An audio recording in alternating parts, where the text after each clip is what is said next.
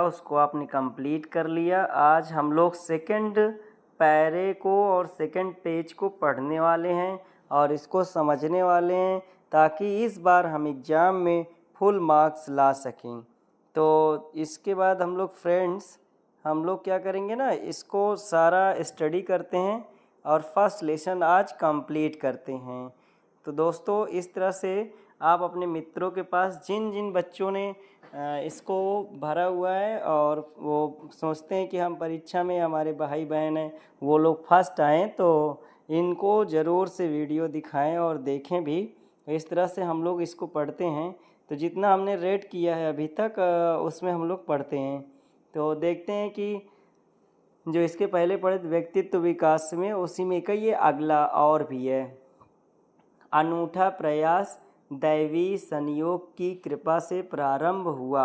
यानी कि अनूठा प्रयास का मतलब जो हम लोग प्रयास करते हैं उसको बोलते हैं कि कभी जैसे शुरू किए और वो आरंभ हो गया, और फिर अनूठा मतलब चलता रहा दैवी संयोग के कारण ही ऐसा प्रयास होता है। और जिन जिन बच्चों ने इसमें फॉर्म भी अप्लाई किया है वो भी एक अनूठा प्रयास ही है, जिससे कि उनको इसके बारे में जानकारी हुई और वे लोग इस फॉर्म को अप्लाई किए। अब अप्लाई कर दिए हैं तो पढ़ना भी ज़रूरी है, और जब पढ़ेंगे बच्चों तभी हम लोग आगे बढ़ेंगे।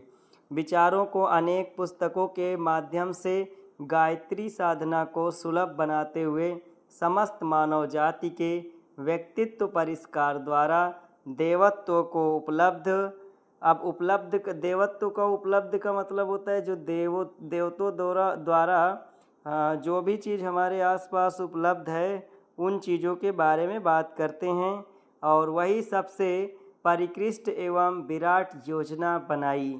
तो जिन जिन देवताओं ने जो जो चीज़ उपलब्ध कराया है वही एक विराट और बेहतर तरीके से योजना होती है।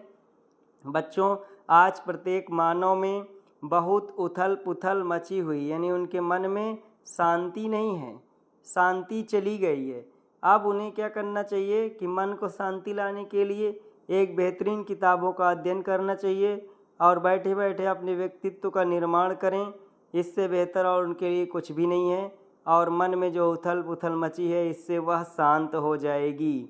जिसके मूल में नकारात्मक और स्वार्थ युक्त विचारों की श्रृंखला दिखाई पड़ती है, तो बच्चों वो सब ऐसे लोग हमेशा दुख में ही रहेंगे और उन्हें ईश्वर कभी भी ऊपर उठाने की कोशिश नहीं करने वाला है।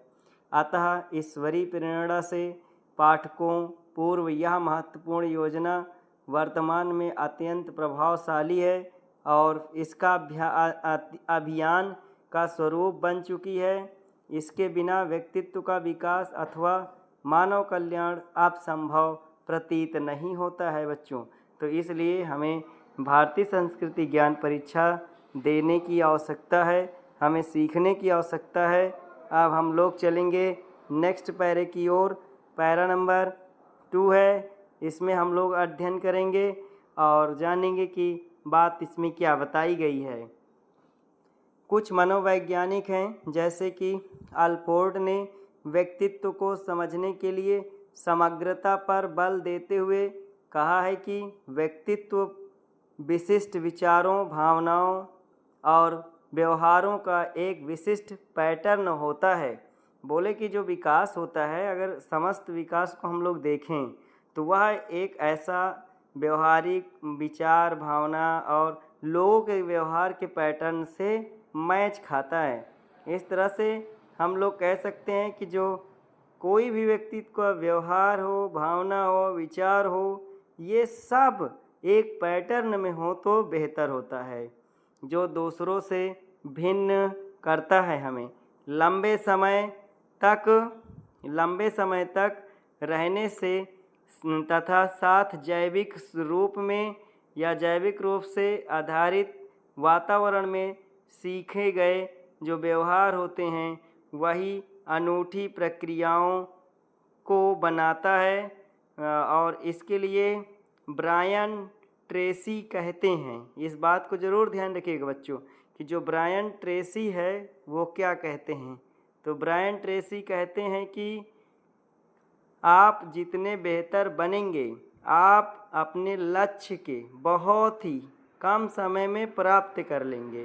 मतलब आप जितनी बेहतर बनेंगे आप अपने लक्ष्य को उतनी कम समय में ही क्या कर लेंगे, प्राप्त कर लेंगे।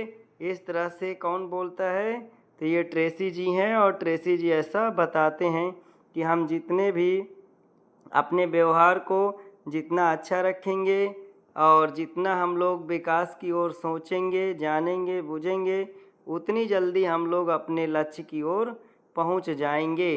तो इस तरह से बच्चों जो ब्रायन ट्रेसी है वो कहते हैं कि जितने बेहतर बनेंगे आप अपने लक्ष्य के उतने ही जल्दी पहुंच जाएंगे। वे देखो कम समय में पहुंच जाएंगे, एकदम साधारण रूप से पहुंच जाएंगे।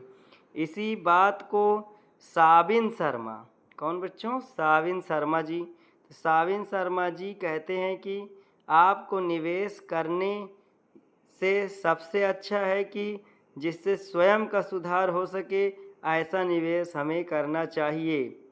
वही जोसेफ मर्फी ने भी व्यक्तित्व विकास के लिए आलोचना या अवचेतन मन की शक्तियों पर कार्य करने के लिए कहा है कि बच्चों अवचेतन मन की शक्ति पर अगर आप काम करेंगे तो हो सकता है कि आप बेहतर बन जाएं। अब ये काम कौन करता है, अवचेतन में बातें कौन डालता है, तो ये सब शिक्षक का कार्य होता है। शिक्षक से आप मिलिए जुलिए, उनसे बातचीत करिए, अपनी समस्याओं को बताएं और इस तरह की किताबें पढ़ते रहें ताकि हम अवचेतन मन को अच्छा बना सकें और उसकी शक्ति को बढ़ा सकें और अपनी कार्य शक्ति को भी बढ़ा सकें। आचार्य रामचंद्र शर्मा ने अवचेतन मन की चमत्कार शक्तियों पर विस्तार से इन्होंने लिखा है, वर्णन भी किया है। तो हम इनकी किताबों को लेकर के भी पढ़ सकते हैं, जान सकते हैं। और ये जो परीक्षा कराई जा रही है यह आचार्य पंडित श्री राम शर्मा आचार्य के ही अवचेतन मन में था, इसीलिए यह परीक्षा आप लोग दे रहे हैं और ऐसी ज्ञान की बातें पढ़ रहे हैं, जान रहे हैं। वस्तुतः व्यक्तित्व विकास के दो मुख्य आधार हैं जिनके अभाव में संपूर्ण व्यक्तित्व का विकास संभव नहीं हो पाता बच्चों। पहला है गायत्री समग्र 24 सतगुणों को धारण करना, यानी हमें गायत्री मंत्र का अध्ययन करना है और उसमें 24 अक्षर होते हैं।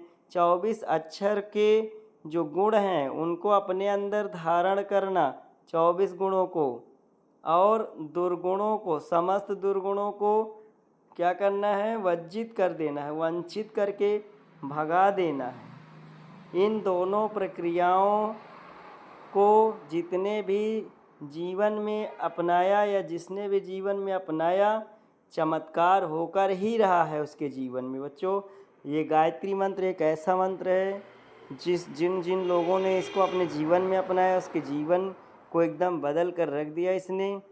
उसके पास सभी प्रकार की वस्तुएं, विद्याएं, कलाएं, कौशल स्वयं प्राप्त होने लगते हैं, किंतु ये तभी संभव है जब हमारी ललक खूब प्रगाढ़ हो और इसे जीवन में उतारने के लिए निरंतर प्रयास चलता रहे, तब जाकर कहीं हमारी गायत्री से हमारी चीज़ें पूरी होंगी। उक्त दोनों आधार में सफलता पाने का सर्वोत्तम मार्ग गायत्री साधना एवं प्रज्ञा योग है। गायत्री साधना और प्रज्ञा योग है बच्चों। इस तरह से हम लोग इसको अपना सकते हैं और ये आप लोग इस परीक्षा को दे रहे हैं, इसलिए बहुत ही महत्वपूर्ण बालक हैं, जिससे कि आप इस परीक्षा को अटेंड कर पा रहे हैं और देख पा रहे हैं कि हम लोग इस पर काम कर रहे हैं और काम करते हुए आगे बढ़ रहे हैं। तो बच्चों ये देखिए अब लास्ट पैरा है हमारे पास और इस लास्ट पैरे को एकदम बढ़िया से समझने का प्रयास करेंगे क्योंकि क्वेश्चन यहीं से बनने वाला है। तो लास्ट क्वेश्चन इसी में से कई क्वेश्चन बनेगा बच्चों और हम लोग आगे इसमें का करते जाएंगे। तो ये कहाँ बच्चों, ये लास्ट पैरा है और इस लास्ट पैरे में हम लोग देखते हैं कि क्या क्या यहाँ पे व्यक्तित्व विकास के बारे में दिया है, इसको समझने का पूरा प्रयास करेंगे। पूरा पाठ का निष्कर्ष यहीं पे दिया हुआ है।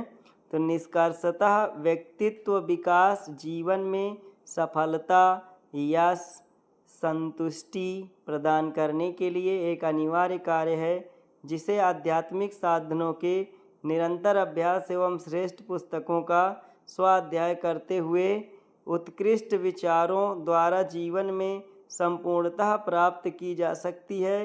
अन्यथा इसके अभाव में अधूरापन आजीवन सताता है। अतः व्यक्तित्व विकास दुनिया की सर्वोच्चतम निधि है। इसमें सब कुछ पाया जा सकता है बच्चों, और हृदय को प्रसन्नता से भरा भी जा सकता है, और इसका निरंतर अभ्यास सभी को अवश्य ही करना चाहिए।